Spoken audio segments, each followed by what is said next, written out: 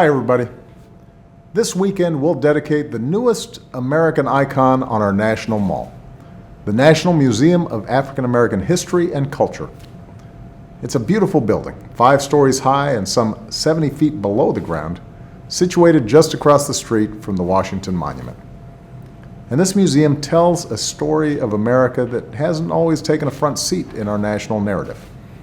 As a people, we've rightfully passed on the tales of the giants who built this country, but too often, willful or not, we've chosen to gloss over or ignore entirely the experience of millions upon millions of others.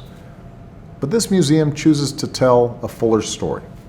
It doesn't gauze up some bygone era or avoid uncomfortable truths. Rather, it embraces the patriotic recognition that America is a constant work in progress, that each successive generation can look upon our imperfections and decide that it is within our collective power to align this nation with the high ideals of our founding. That's what you'll see inside. You'll see it in the shackles of an enslaved child and in the hope of Harriet Tubman's gospel hymnal. You'll see it in the tragedy of Emmett Till's coffin and in the resilience of a lunch counter stool and the triumph of a Tuskegee airplane. You'll see it in the shadow of Prison Guard Tower and in the defiance of Jesse Owens' cleats and the American pride of Colin Powell's uniform. All of that isn't simply the African American story. It's part of the American story.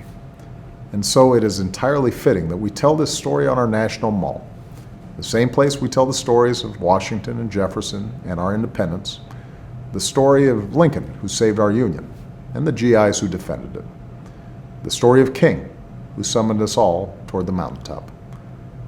That's what we'll celebrate, not just this weekend, but in the years and generations ahead.